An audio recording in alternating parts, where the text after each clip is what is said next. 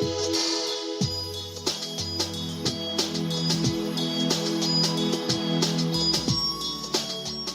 ready to sit back, relax, and open your mind. Welcome to Thinking Deeply with Dudes and Beer.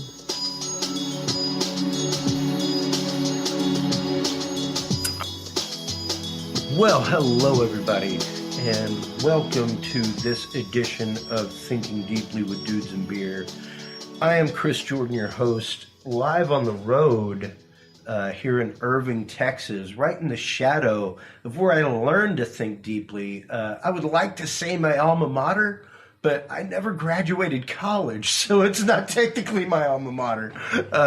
But University of Dallas is right up the road, and right across from me right now is a very, very good friend from my University of Dallas days, Mr. Rusty Lozano from the Online Center for Biofeedback.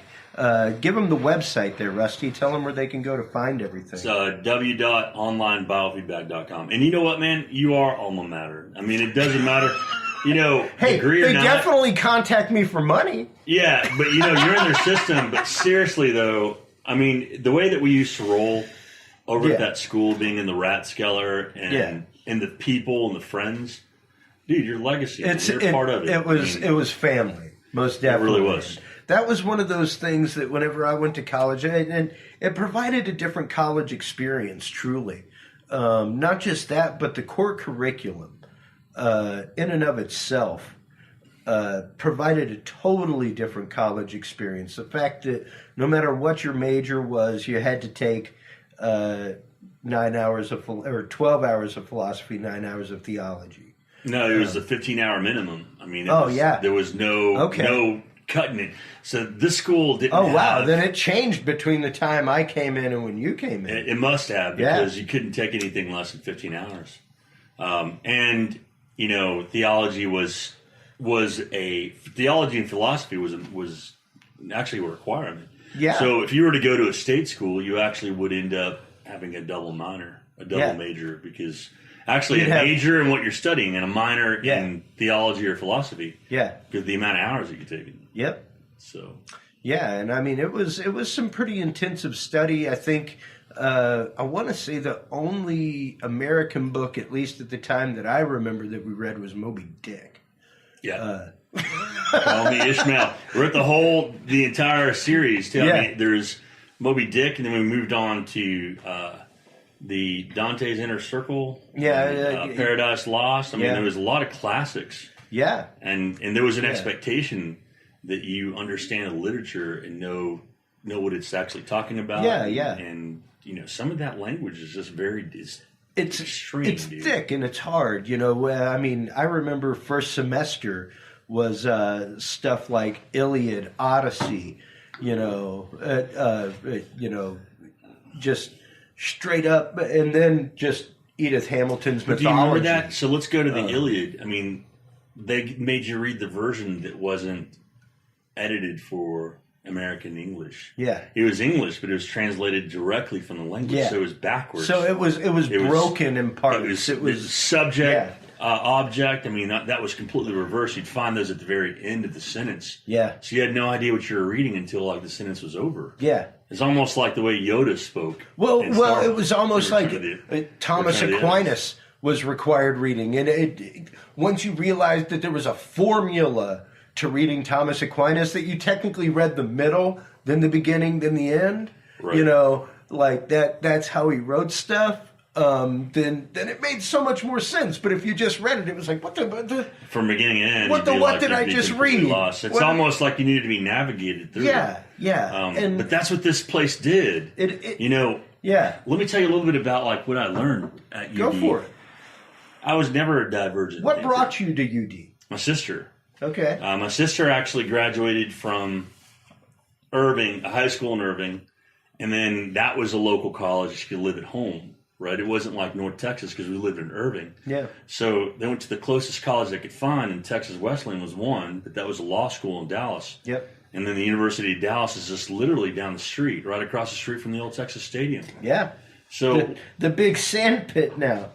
That's sad. That's a terrible loss, dude. Oh my God, dude. They made it a bunch of nothing. It literally looks like they just like put on a nuclear test where almost like Stadium was. It's almost like the governor who was running that office said, "Well, I'm going to make sure you guys can't come back to this place after I'm gone." So like they demolished it. Like demolished it and salted the earth. You're right. You know. But our brick Tower Bell was always across the street. I mean, I drive by and I see that in my heart. Oh man! Every time I was somewhere in the country watching a Cowboys game and they do a blimp shot, it was like, home. There's home. There's home. Yeah, it was something else. But to go out and listen to the radio of the Cowboys game on the hill and be able to hear the crowd cheering live through the hole in the roof. Exactly. On the hill, you know? Yeah. But here's the thing. You know, when I first went to that school, I would hear those church bells, and I knew I was someplace different. I knew it felt like I was different. I was lucky enough that when I first went to that school, they had a double occupancy room in Teresa that was vacant, and they just put me in. So I had my own room. Yeah. So I was like, it was culture shock for me because where are my parents? Where do I eat? There's people playing outside. They already know each other. Yeah. So I kind of almost felt like I was back in grade school, dude. Yeah. You know, where you have to just reintegrate into a society. I mean, there are no parents. It's not exactly like going to UT or University of Houston or HTC. Not at all. Or Austin Community College, where the chances of you running into somebody from your senior class are pretty good. Because You might know somebody going. No matter where you go in Texas. Right. You know? But this place, people going to UD like... No, but you're dealing with a different population of people. This is what I found out. This school, I don't know what it ranks in the U.S., but I recently heard that it's pretty up there. It is. I mean, they've been discovered, right? I know. Whenever I started there in 93, fall of 93, I want to say the next hardest core curriculum was West Point. Really? As far as core curriculum went, and the difficulty of core curriculum. Let me tell you. And the intensity of core curriculum. I believe it, Chris. Was West Point. Because here I was, I grew up in a really poor household, and my mom and dad worked for hourly wage. In fact, like my mom worked deep nights as a chef, and my dad worked at TI, and I went to work with him a few times, and he was actually just more of a tech. So they're always gone. But anyways, I wasn't raised in a household that had like a tremendous amount of education and language and expectation. I mean, my dad, we were proud of him because he almost finished college. Yeah. Right. And my mom, I think the highest, she had a few college courses in Peru, but it didn't count in the U.S. Mm-hmm. So that was like the standard, right?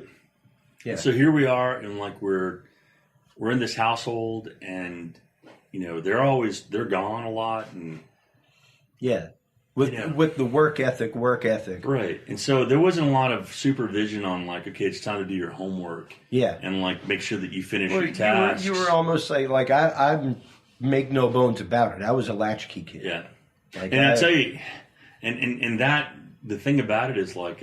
Sorry, because I don't want to lose my train of thought. No, it's all right. Man, when I was a troublemaker when I was a kid. Oh, I was really misunderstood. I got into my fair share. Right. I mean, kids usually do. Boys figure it out.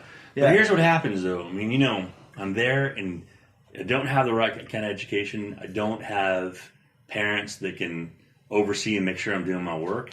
In fact, quite honestly, it's that you didn't have the proper study habits. I wasn't ever exposed to it. Yeah. No, right. I wasn't either going to the public school that I was, and quite honestly. So you know what, dude? It was one of those do it because I only did like a third of my homework. The best they could ever give me was an 80, So like I was a solid B, C student. Right. Had I done all my homework throughout all of high school, I'd have been an A, B student. Right. Yeah. Sure. I mean, but see, But when I got to UD, I had issues because I didn't have solid study habits. Neither did I. Because I had no supervision. I came home. I hear you, dude. I played Sega. But guess what they did? Do it. They taught me because they spoke the language. It's like you going to Mars or a different country in this world, not Mars, because there's no aliens. Let's say you go and you just get dropped in China, and you have to learn the language or survive. Yeah. So when I went to UD, it was like I had to learn the language of intelligence. Yeah. To survive. And I was there, and I was scared, and I wanted the opportunity. Yeah. And so, but you know what that school did is what they're studying and the level of expectation of you and the way they teach you to think. They escalated my broken study habits, my gaps in school. They escalated my education level to a magnitude that is beyond to where you're literally starving for information. Because you know why? I never knew when it was too much. Yeah. I never had I'm not going to listen to you. I'm going to do it my own way.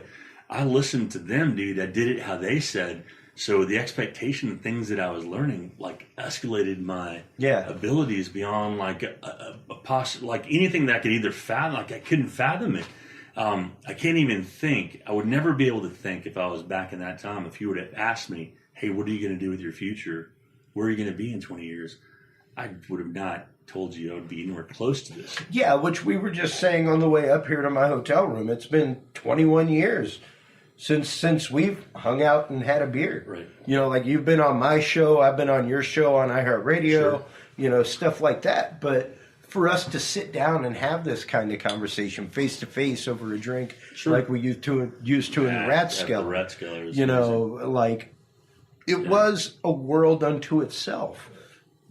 And even I remember one time my friend Billy from the Scary Dad podcast came up for my 21st birthday.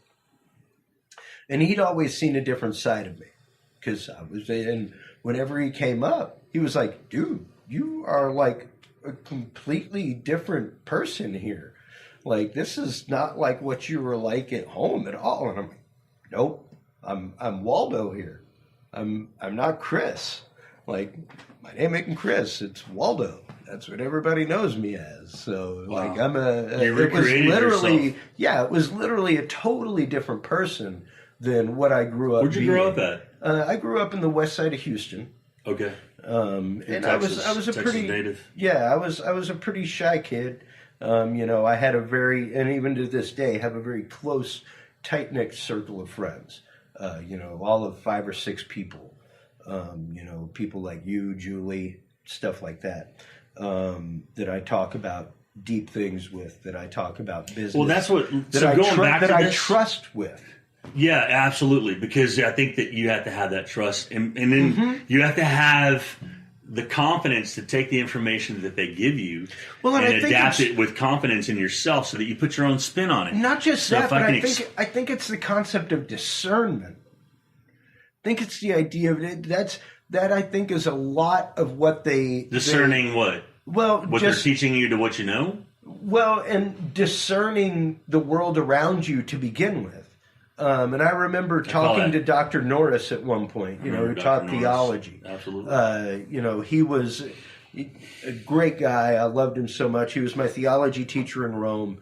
I literally came back. I used to use my report card from Rome as an example to the high school students that I taught for confirmation and senior year of don't do this.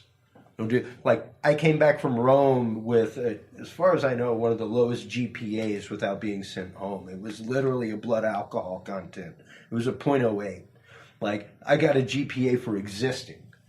And at the time, he was provost in Rome. Pretty young to be that, but he was. And they talked about sending me home. And he was like, but the ways he's growing as a person and to the realization of the world around him and everything is fully within the curriculum. And what we're trying to teach, he's just not doing the book work. We can't rob him of this experience, of this chance to grow as a person, to realize things down the line. And that's why I think it's a concept of discernment. It's a concept of taking in the data of the world around you, the concepts of older teachings, and really learning to weigh things and, like you said, think in a totally different way. Well, you know what it is? I learned in my doctoral program that I never really completed. But I learned that the whole idea of learning is actually coming from more of a constructivism. The concept is constructivism. Now, there are some theorists that even said in the early 50s, like there was something wrong with the way that we're teaching us because we're so capable of so much more. That's how you have new ideas, Chris. If I say, hey, I invented like a clay cube, and I give it to you, and then you look at it, and then you put your spin on it, and the clay cube is now like an octagonal. Yeah. You know, we need that in the world. We need to be able to have outside thinking. Yeah. And that's what this place was doing. They use a concept of constructivism, which is they give you all this information. Well, and then they want you to, then they want you to be able to kind of like put your spin on it and say, well, what do you think? And they teach you, they force you to think with heavy. Well, and I was going to say, that's literally their motto, was the Catholic School for Independent Thinkers. Independent thinkers. And that's what they taught us to do was, it's not necessarily the full-on, you know, Henry David Thoreau, march to the beat of your own drum, razzmatazz, but it's the fact of you need to learn to think independently. You need to learn to think on your own and take the data and take the points of fact in front of you and see them for what they are, see the forest and the trees. Let me ask you something. Go ahead. Did it work? For me? Yeah. Yes. It worked yes. for me too. So much, and I mean, like I said, what you said that family brought you to UD, your sister. It was an accident, really. But then when I got there, there's no accident to come in UD. Maybe not. You apply to UD. I applied to UD, but it was an accident that I even stumbled upon that school because my sister accidentally stumbled on it. So I can't really claim, Did she go say there? that. Oh yeah, she graduated from there. Well, then there's but it was a school that you were familiar with. Like I would have never considered University of St. Thomas. I would have never really considered a college. Period. Yeah, but then I go to UD, and quite honestly, had I never considered the seminary, I would have never considered college. Period, and I would have never gone to UD. That's how I went there. It was the first test of obedience. Oh, great, fantastic. You've been accepted to the seminary. Here's where you're going to college. So you had the seminary and the college. You quit the seminary, Chris? I did. After my first year. What was that like?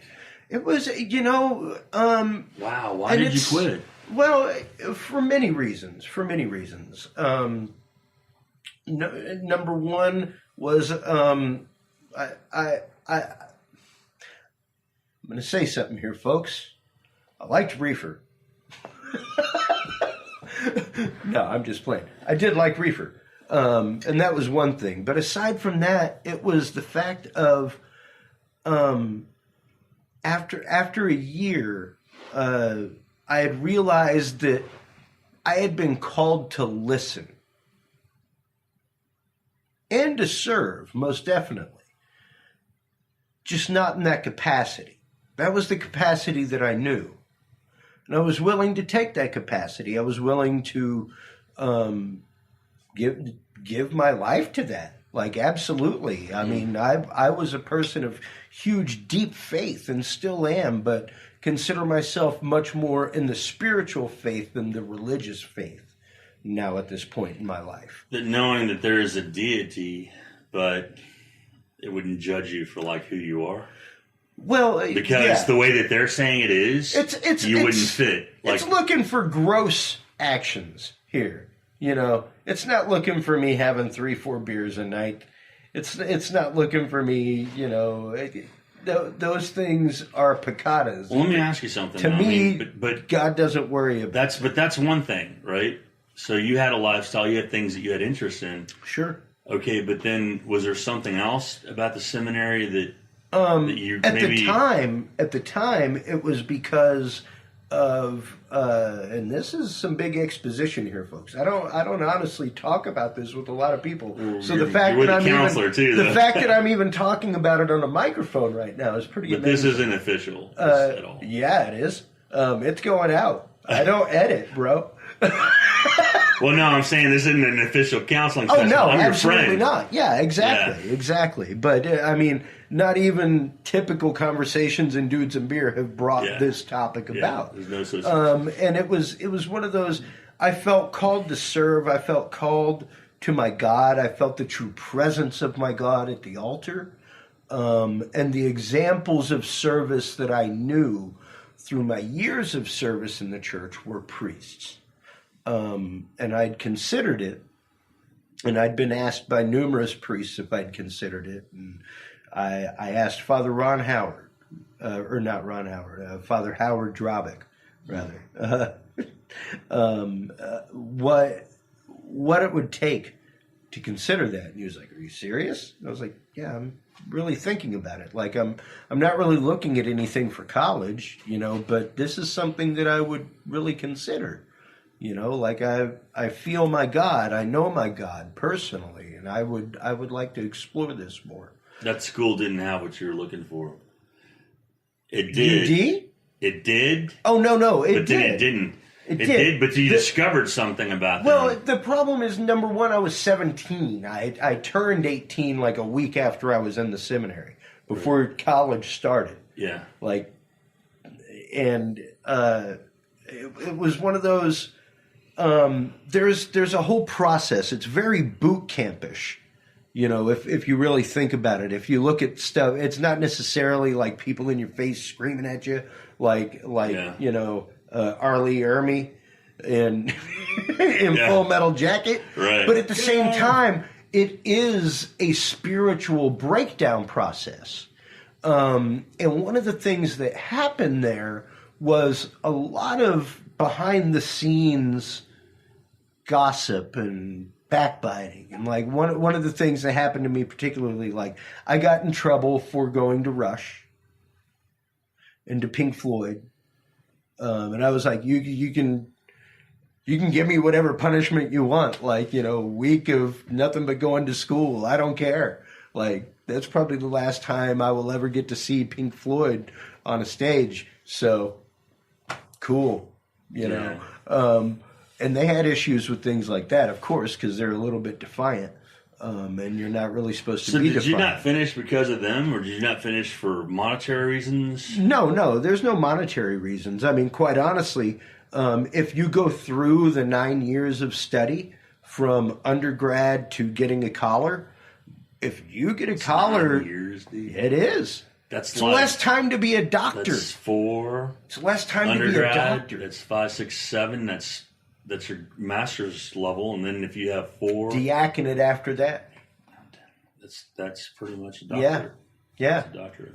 Yeah. That's over 164 hours. Yeah, not many people realize that. Except it's much more than 164 hours because you're living it 24/7. Yeah.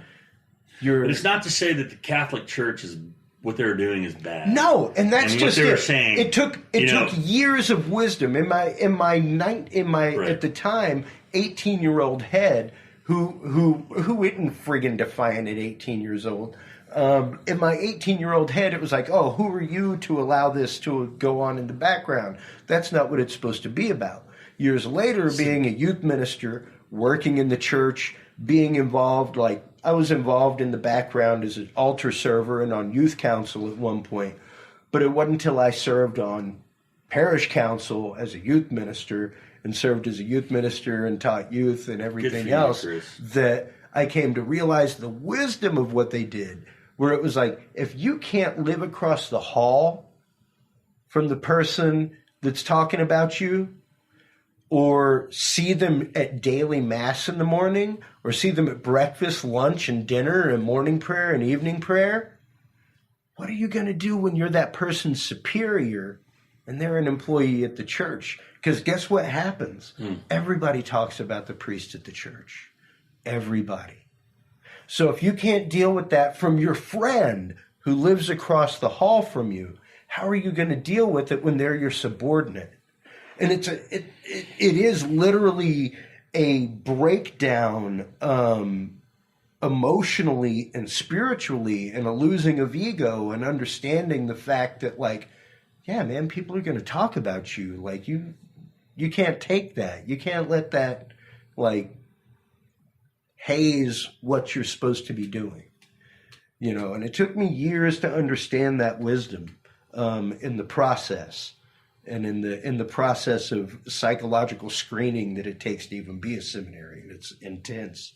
It's wild. Is it really? Yeah, it's very intense. So they do a lot of psychological assessment? Yeah, I remember about 3 days of assessment involved like with it. Psychological? Yeah, before I was even accepted. Like a doctor would administer it? Wow. Yeah. They're at the school? Or?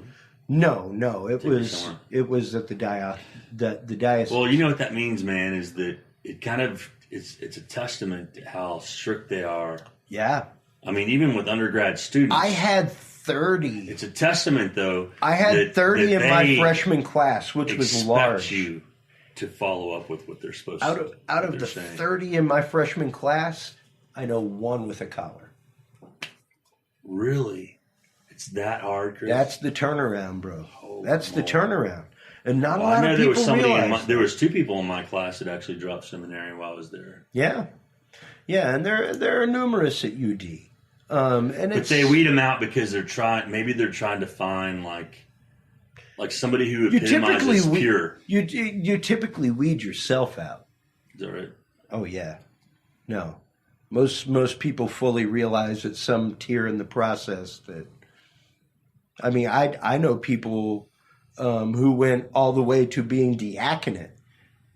Like they were teaching learning masses at the parish where I was like assistant youth minister. Wow. And it was like, hey, what's up, bro? I'm going to go out and have a margarita when we're done, you know. Yeah. And then is that what made you? They left, they're married, they're a professor now, and they got like 4 kids. Wow. Yeah. That's and they left like a year before they got a collar. Like the collar. They had a collar. It was a diaconate collar. But yeah. It kind of reminds me of Sister Act. When Whoopi Goldberg was, she kind of sneaked into the nunnery. And then whenever some people quit, I think there was like the head mother, I don't know what she's called. But, she Mother goes, Superior. Damn, we lost another one. Yeah. And it was that common, Oh, yeah. No, it happened all the time. It's strict because there are high expectations. Yeah. That's what I never had in my household. Exactly. When I went to this school, all of a sudden, my expectation there was nowhere near what they were expecting. I was in shock. And so when I went in and I started taking these courses, I'm like, I have to be responsible for what?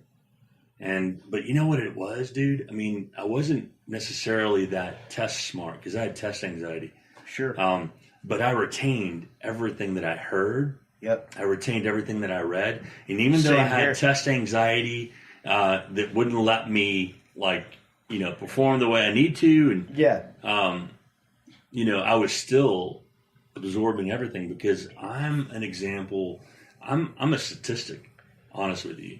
Yeah. I mean, I'm a statistic because I got to the very, very top of my education, but I'm a high school dropout. I had learning differences. I was put in special ed from 3rd grade all the way to my 12th grade year. Because really, I don't know. I mean, I think I was pretty terrible, dude. I was really terrible. They couldn't handle me.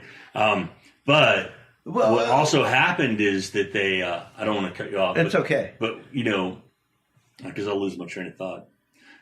But the expectation there is also, it's just really high, dude. I forgot what I was saying. That's all right. You were talking about early childhood development and school and things like that. Right. And so when I got there, like a lot of these places, I mean, they didn't know how to handle a kid like me because I was really active and hyper, grabbing things and running in. And I mean, I see a lot of kids like that. And what I learned is I was misunderstood. Yeah. So when I went to the school, they talked me through what I needed to do in order to be successful in their class. They'd coach me. Yep. And I grew into their shoes. I didn't know when to stop. Yeah. That's what that school does to you, dude. Well, it's one of the best universities. It gets you to the point of understanding that when you do grasp something, hold on to it and grasp onto it and keep going. because it was one of those that the stuff that I learned there, the stuff that I read there is what I lean on to this day. It's what Thinking Deeply is all about, the philosophic lessons. I remember going to a party, right? Yeah. And like a drink party at someone's apartment or their, wherever. What? That doesn't happen. Old Mill? Never, right? I'm pretty sure I invited you under the pretense of come have an old school UD drink in a hotel room night with a microphone. It's a 2-man party. But here's what happened. You walk in before you got here. You walk in. I'm glad we're doing this, Chris. Mm-hmm. I haven't had a conversation like this in a long time. We walk into the party and you're expecting to see a bunch of drunk, floppy, college kids. Yeah.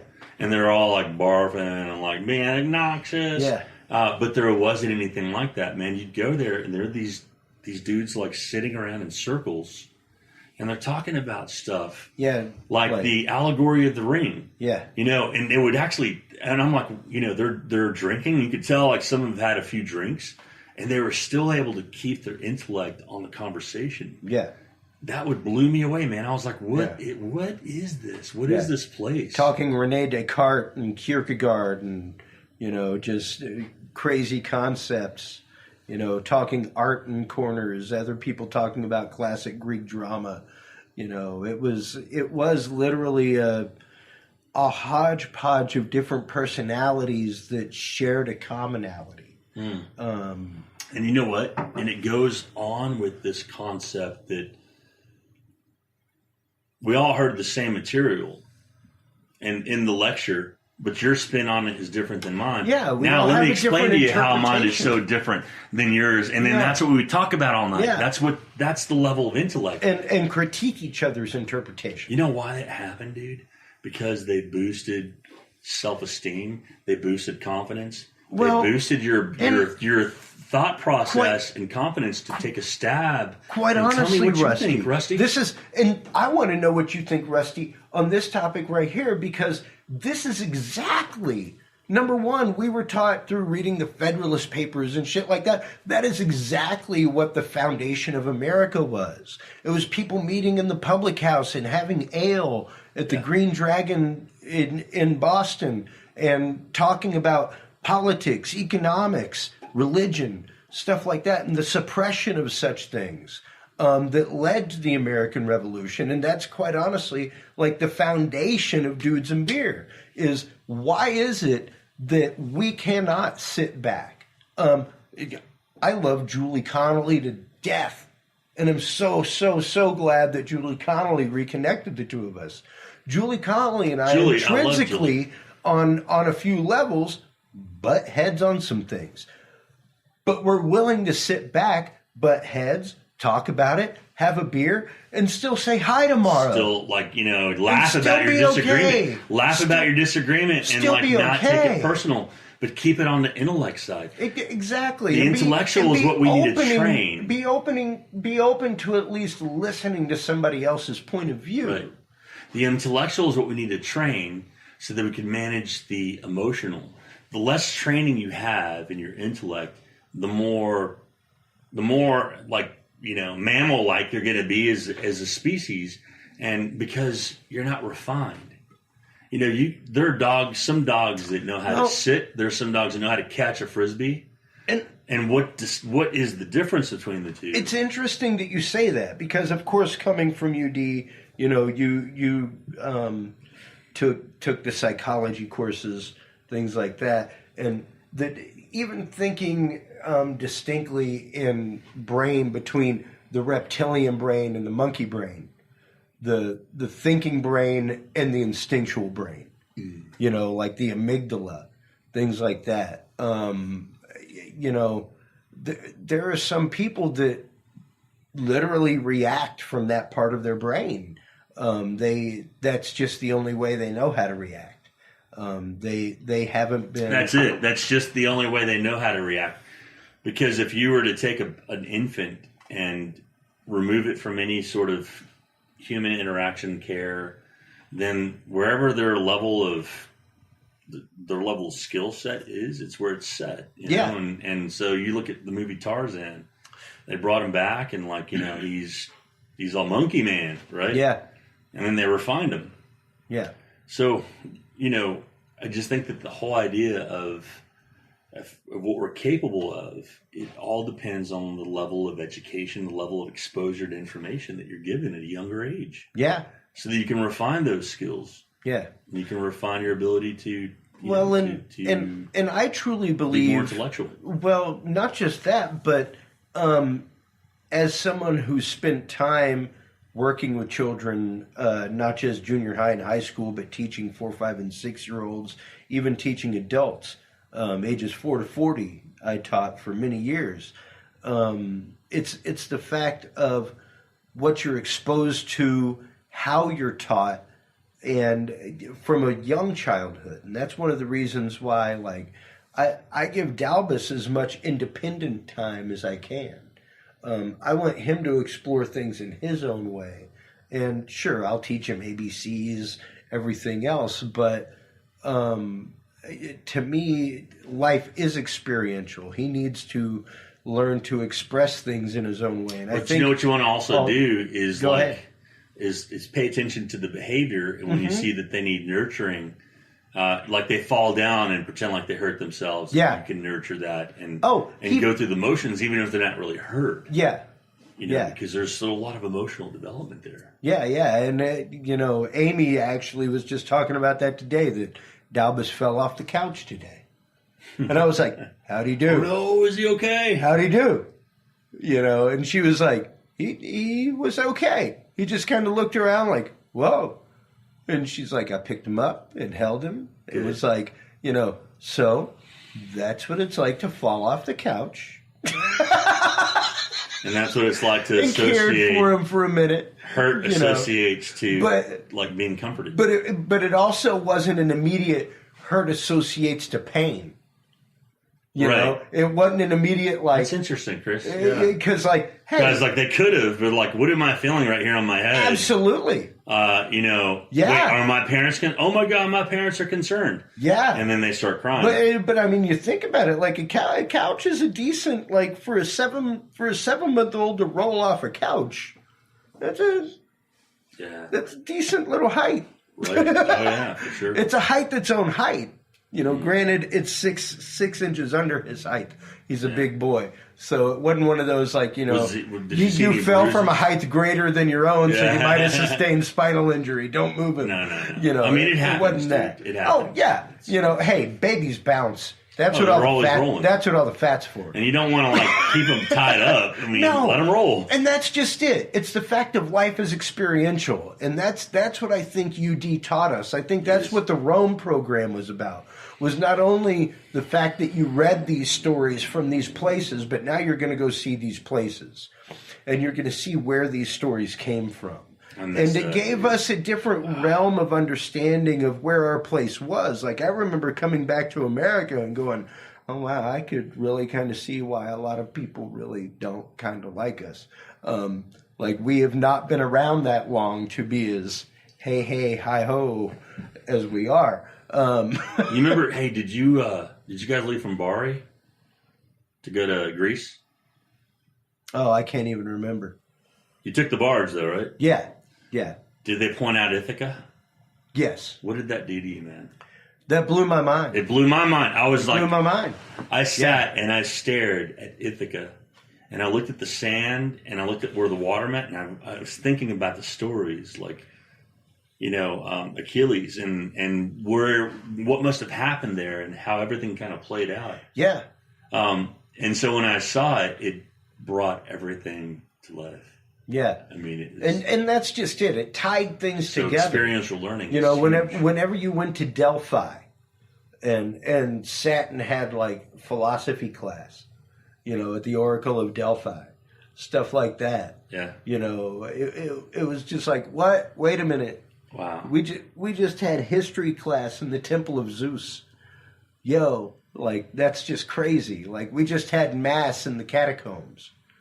That kind of stuff. It was, And then we would get on a bus and like, where are we going? And it was like Monte Cassini. Monte Cassino, man. Monte Cassino. I came to a point of mortality in Monte Cassino, bro. Did you really? Yeah. Yeah, sincerely, Man, because that I story remember is devastating. I remember we went up to the monastery. I still have my rosary. It's the only rosary I pray on. It's this beautiful hematite rosary with a medal of Saint Benedict in it, because it's a Benedictine Saint monastery. Benedict is my guy. And this Benedictine monk went through like a 15-minute long prayer. So is over Assisi. it. It was so beautiful. But Dang, we were dude. there. We were having history class in the courtyard, and literally like clouds started coming through history class, because we were on top of the mountain there at the That's monastery, so wild, and then we man. went in and we saw where the bomb dropped and the Yeah. altar. Oh, But wow. when we went down to the graveyard, Yeah. and we're walking around, and somewhere I have a picture of it, and I wrote a poem about it. But there was a guy in the graveyard that was born on my birthday, August 28th, and had died at my exact age that I was man. when I was looking at That's the how I got my tombstone. name.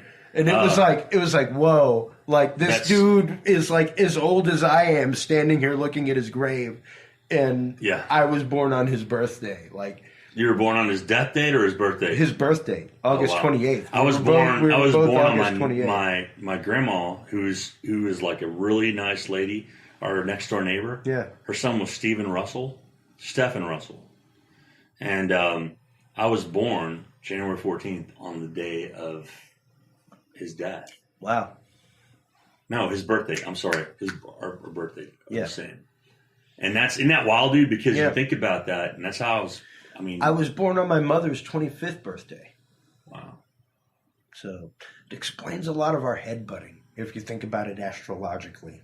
The whole male, female, 25 years apart, both Virgos, Sure. both redheads. Like What happened in meant Monte to- Cassino? Montecasino. It's not Monte Cassini. Montecasino. Pretty sure. Okay. But yeah, it was carpet bombed by the And Nazis. there were World War II soldiers on the hill. They were Polish. Well, what happened was, while they were in the middle of mass, the reason why we went to the monastery was because in the middle of mass, the carpet bombing started happening. It's World War II. It's Yeah. Germans. Yeah. Germans or Americans? That's Italy. I don't even know, bro. I Yeah. just confused myself. Yeah, I'm pretty sure it was German bombing at the time. But anyway, the church sustained a bomb in the middle of mass that hit the altar and did not explode. And if you remember, under the altar, encased in glass, was the diffused bomb from World War II. Chris, man, what does that mean, dude? Yeah, like it was moving moments, things like that, where it's like, wow, we got to experience some pretty cool stuff. And it is an experiential life. It is something. What are you thinking when you hear that the bomb didn't go off? God? Well, and I just recently recorded an episode talking about that with somebody. The concept of faith itself, and the idea that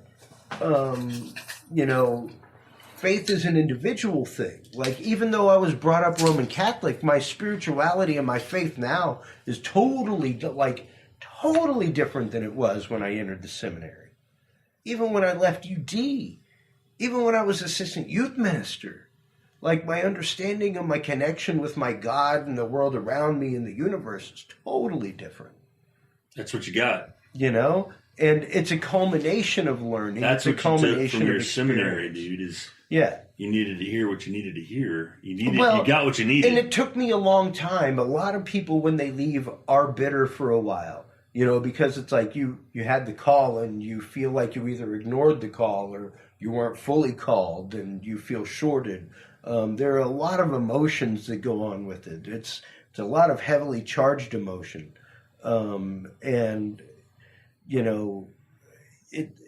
It's odd because you feel this sense of responsibility. And you feel this sense of a burden of knowledge, almost. And what do you do with that? How do you deal with that? It took me a while, even as assistant youth minister, going to Mass, where I would not think judgmentally about people, Did you have a problem with that? For a little while, yeah. Like you were racist? You grew up in a household. It was spiritualist. Spiritual racism? Yeah. Okay, so if you weren't like us... It was more like, hey, wait a minute, man. Like, I know you, and I know you go to Mass every day. Right. But I also know you. Yeah. And like, no, you ain't doing what you're supposed to be doing. You aren't, and it took a long time to break that almost Machiavellian concept of the cattle being led by, like, these people are cattle. They don't understand what the call is. They don't understand that connection. And at the same time, how haughty, how utterly, egotistical to think, looking back on things with a mature head. Everybody's spirituality is different. Everybody's experience is different. Everybody's life is different. Good God, if we were boiled down to like 1 year of our life, imagine if your life was like a fucking roulette wheel, and at the end of it all, they spun it. And whichever one it landed on, that's the one you're judged by, buddy. Wow. Like, that's just a wild concept to think about. So wait, did you get that kind of pressure at home, and then you got that kind of pressure at the seminary? What's interesting is I had different pressures at home. My father, being somebody who was not extraordinarily a spiritual person and everything, or even religious, was... How did you become so spiritual? It was through the connection with my mother. My mom was the one that took us to church every Sunday, and I just happened to lock into really good connections with really good priests. My brother decided to serve at the altar. Why was your mother so religious? So into the Catholic faith enough to seek out priests for you guys? Well, it was the fact of she was divorced and trying to refine some stuff, and she started going back to church. Of course, it was the early 80s, so a lot of people were still of that Vatican I mindset of, wait a minute, I've had a divorce, I can't receive Eucharist. And the priest was like, hey, man, no. No, you can totally still receive Eucharist. Let's talk about this. So that opened her up to the church and got her to going and everything else. And as things grew, my brother started serving, then, of course... Is he a priest? No. He does own a retreat company.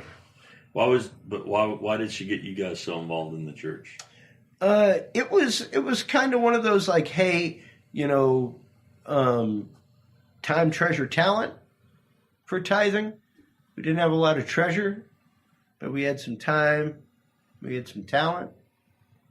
Yeah. So it was one of those like, this is one of the ways that we give back.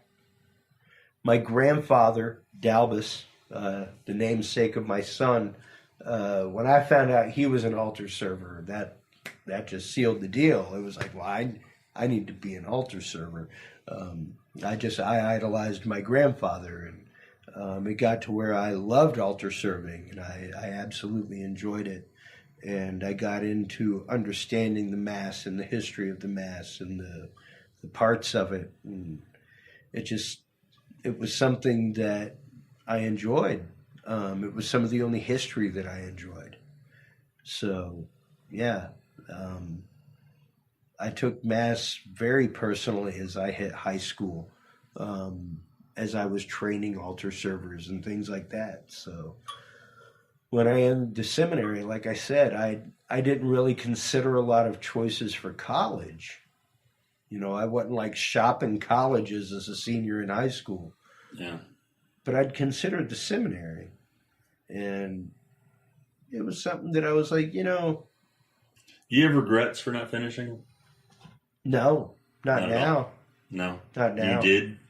I had a lot of issues. Yeah. Like after you quit, you mean? Yeah. I had a lot of inner turmoil, and a lot of seminarians do. A lot of people that leave do. So you quit UD, and then you went back home, and then like here comes all like your mom. Maybe you feel like you failed her somehow. Well, it was definitely a feeling of failing my family. Yes. Were you the superstar? Yes. Were you the one that was going to make the name for the family?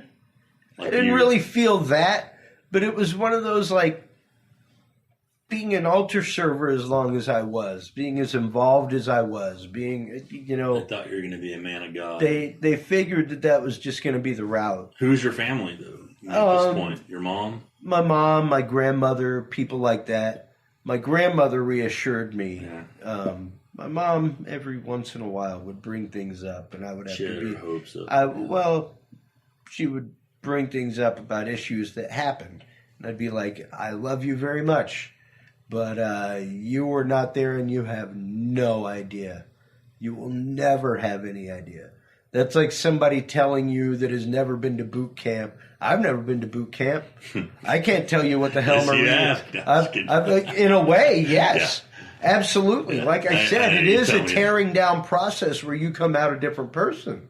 That's the idea, is that you were torn down from what you were and rebuilt. That's what they did to me. As someone else. That's what they did. And that's absolutely what boot camp for the Army, the Marines, is meant to do. It's meant to change you into a more responsible, more disciplined person. And what it left me with was a concept of my actual power and influence. The fact that when I throw a rock, a ripple happens. That's what I mean by that. Is that I mean something. I am significant somehow. The actions that I make reverberate with other people. They impact other people. But then what does that do for you as a person? It suppresses. For me, it wreaked havoc for a long time. You can't develop like who you are, because now you're trying to become something your family wanted. You're trying to fulfill something that other people are expecting from you. And it took me years. And believe me, that led me to addiction, all kinds of stuff down the road, because I felt this sense of failure, because I felt this sense of shorting other people that I loved, when in all actuality, none of that has any bearing on them whatsoever. Yeah. None. Not what my brain told me at all, you know. But it took years to realize that. It took a long time for me to come to a point of peace for leaving, and to a point of understanding that I was called for a reason, and I was called to leave for a reason. You needed you somewhere else. And that I was supposed to be there to experience that. Nothing else. And what a blessing to experience it. You know, that I had the opportunity, that I made the friends that I made, that I had that unique point of view on reality in the world around me that not a lot of people do. Not just the UD point of view, but the concept of the seminary point of view, and how I spiritually am a cog within the world around me. You know. Yeah. And you needed it. You needed that component. Yeah, and the teachings from UD definitely, like even after I left the seminary, I continued at UD. I came back to UD. You did. Because I was called back. I couldn't not want that information. I'd been exposed to this beautiful font of sweet water of information and knowledge. It's not even that. It's not even that. Because what the school does is it transforms your thinking, your intellect skill level, and your ability to retain and apply. Yeah. And then that's just the information they are practicing with you on. Yeah. Can you handle this? Can you handle this? Is what we expect. This is considered normal. Yeah. Can you handle it? That's where that whole process comes from.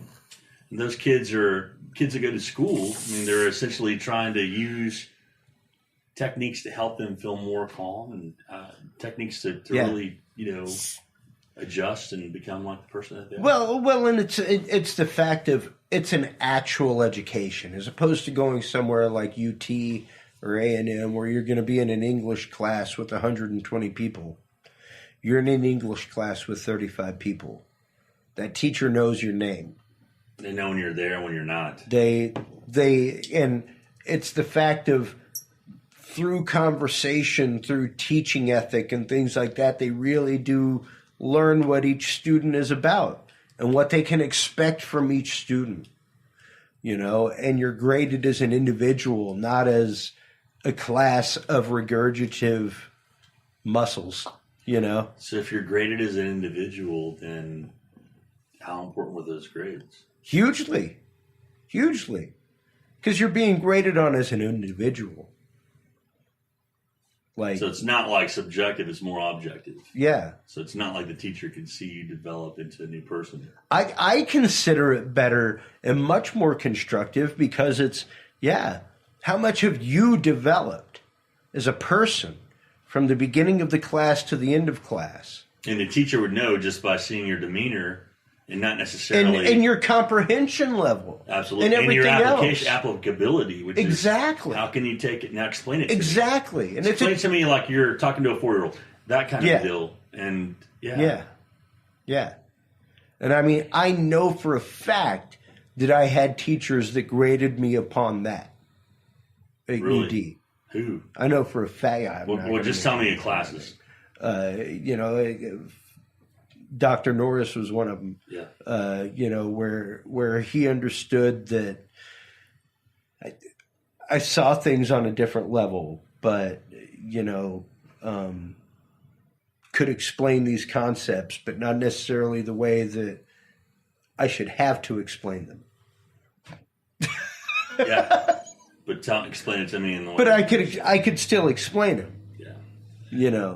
Kudos to that school, bro. Yeah, it was the best thing that ever happened. Well, and to me. it's really an adapted system of learning. It's learning to adapt education to the student by creating and helping them develop into their own individuals. Yeah, absolutely, and it's something that I think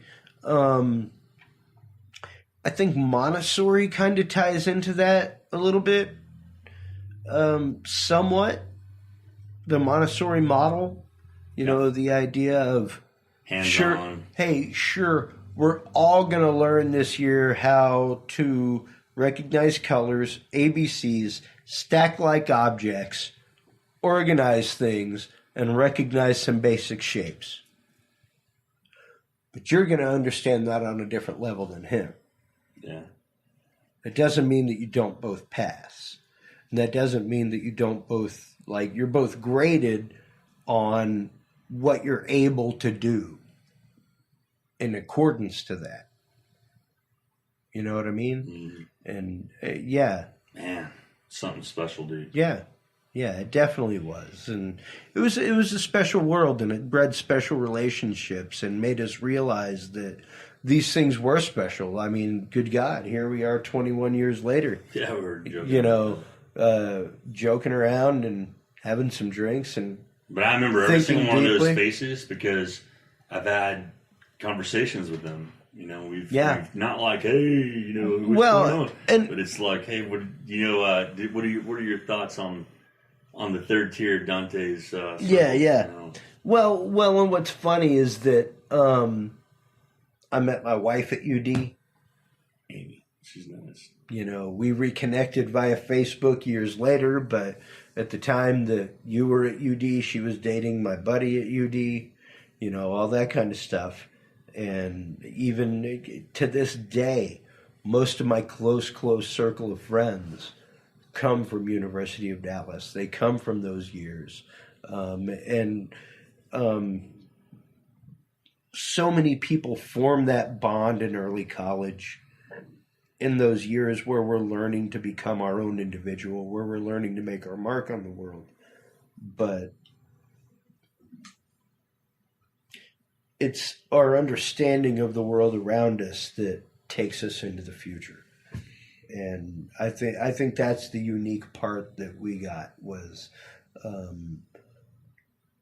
being able to understand not just our impact on the world around us, but the concept of history of the world around us and where we have been and where we may be able to go with the concepts of philosophy, social philosophy, things like that.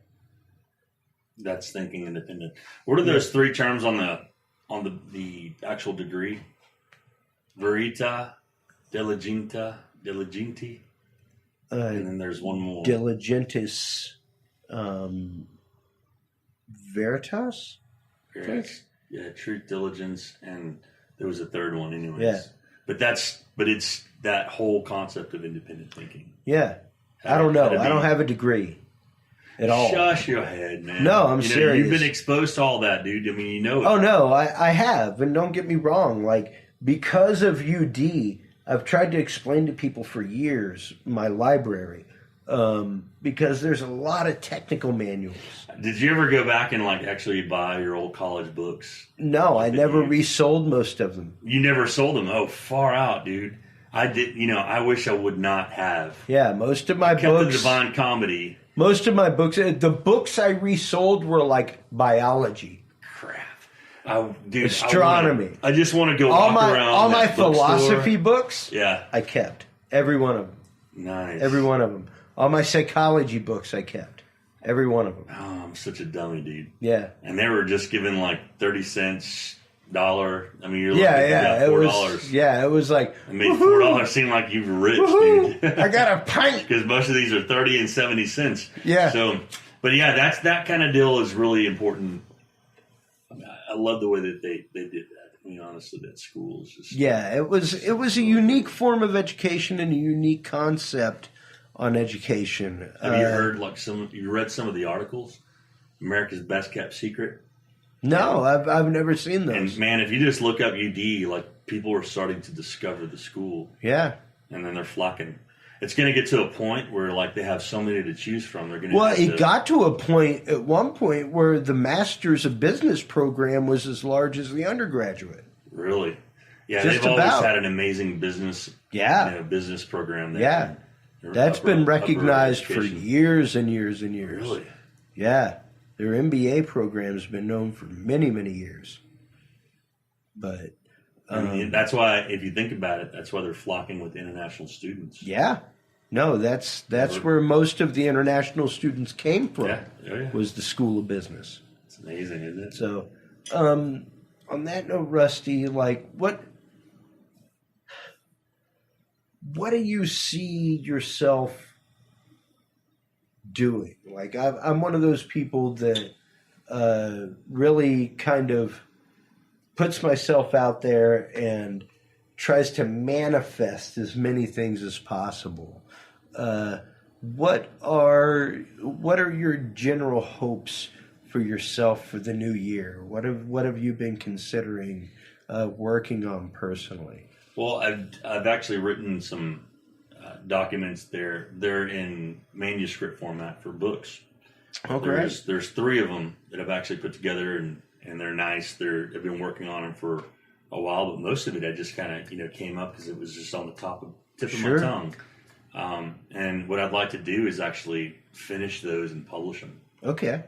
And so my hope is that I can publish at least 2 of the manuscripts that I've written last year, and then be able to kind of develop and research the techniques that I've developed and see how they work. You've got some amazing stuff with the Online Center for Biofeedback. The technology that you use as far as therapy, you're looking at some forward-looking technology for individual sessions, things like that that we were talking about before the show, and it's absolutely the work that you do to begin with. I think is so entirely important. People don't realize how impactful their daily regular environment is to them, and how they can change the way that they think and behave by changing their reactions to that environment. And by simply recognizing the fact... By controlling their physical manifestations, their physical reactions. Yep. Physical invokes emotion. Yeah. And so by learning to control your physical, you can maintain more of the intellectual. Yeah. Which is where you can postulate things and, apply your skill sets. Well, tell everybody where they can go to check out sessions at the Center for Biofeedback, where they can go to hear your episodes with Therapy Hour with Rusty Lozano. Give us the whole spiel, Rusty. You can go to onlinebiofeedback.com and go to the resources tab or homepage, and it opens up tabs to everything that we have and everything we're up to, including the radio show link. So, fantastic. There you have it. And on that note, everybody, thank you so much for tuning in. Rusty, thank you so much. Thanks, Chris. For coming out. Catching up. 21 years. Thinking Deeply. It was 21 years. I haven't done this in a long time. We've been thinking deeply tonight. And dude, like I said, I went through stuff. It takes somebody who went to the school to understand how to do that. Yeah. Like I said, you got some stuff out of me tonight that I can literally count maybe 4 out of 5 fingers on my hand, people that know the things. Well, now there will be tens and hundreds of thousands that know. I can never run for office now, but didn't intend to.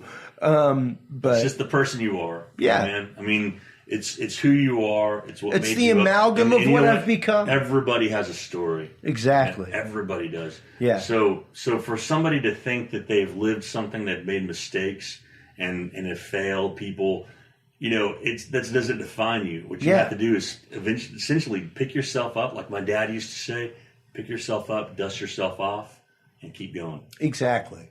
And on that note, everybody, once again, thank you so much, Rusty, for coming on. Thank you so much for tuning into this episode of Thinking Deeply with Dudes and Beer. Check out our episodes on dudesandbeer.com. Check us out on the HC Universal Network, hcuniversalnetwork.com. We have this podcast there, Dudes and Beer, as well as Yes But Why podcast, Scary Dad, many others to come, Talking Sound podcast. So until next time, everybody, remember, if you can't be good at it. We'll talk to you soon. Take care of yourself. Take care of each other. Thanks for listening to this installment of Thinking Deeply with Dudes and Beer. Tune in next time for more deep introspection, contemplative thought, and general musings on humanity and life. Right here on Thinking Deeply with Dudes and Beer. Like what you heard? Feel free to tune into the other content by Dudes and Beer on dudesandbeer.com.